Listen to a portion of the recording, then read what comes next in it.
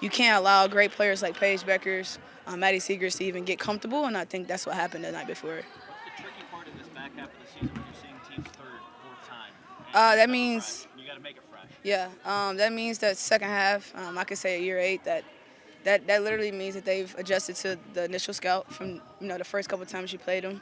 That means adjustments happen. You have to make adjustments as players, as a group.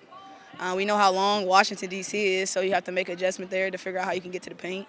It's just, I think the second half and playing people 2 or 3, 4 times is about finding the right adjustment and making it effective and simple. In order to make a playoff run, it got to be like that. Does it feel like twice as much work because you're adjusting roster too and trying Uh, to adjust this lineup? Or are you kind of playing on top of that right now? I think it's some days are better than others. I think that we do have some new faces around, and so I think the hope is that they bring in and bring a light full of love for us, and so if we can work them in and they want to work with us, and it's a big chill happening. I know some days are tougher than others because we don't practice, but that's where we fill in the gaps as leaders. Soph has some things that she can say. I have some things that I can say to kind of help mold that, but I think it's about right now taking our good days and make sure they're good, and when they're bad, we learn from them. One from me. Yeah. Obviously coming in, you get another veteran guard coming Yeah. in. She's new, but she's got enough experience. She got it, to know yeah. what this last month means. Been playing against Odyssey ever since I can ever remember. Fantastic guard, fantastic, defensive mindset guard. And so for us, it's about making sure she feels comfortable. But having her here is good for our second half of the season because she knows what winning looks like. She's done it at high level. She's played with the Sparks. She's played with really great teams to know what this is like. And so I don't think it's unfamiliar territory for her. You guys have added 2 guards since. Yeah. In the area, but you had to play quasi point guard, lead ball handle the role in those 2 games.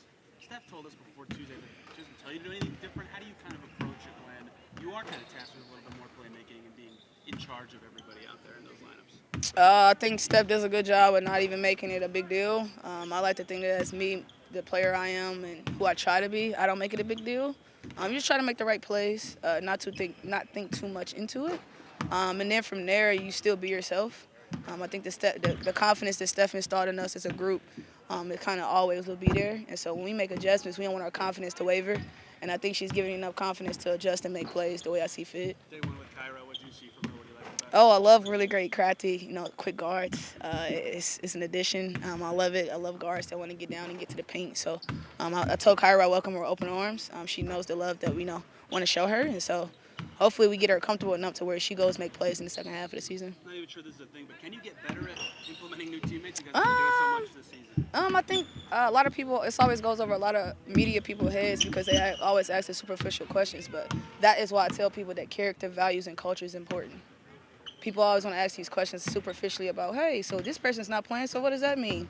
It means that you have to make sure your culture, that your values within the organization is sustained and instilled, because when people come in, it's a professional organization, so when people come in, you got to adjust, and I think the best way you could do that is just be a decent human, and, make sure that they're worked in and they feel genuine and respected about it. Is the process, this is one of those superficial questions, but is the process of getting a new point guard acclimated and into the system, is it different than maybe a forward or a different shooting guard or something like that? I don't know. I think that it obviously depends on the personnel of that player that we brought in, whether they're guard, post, or whatever. But I think in this situation, I think the more guards we work in, the better. How you work them in, I think that's a coaching thing. For players, we can make them comfortable by telling them just to be them, make the plays they see fit, and don't think about it.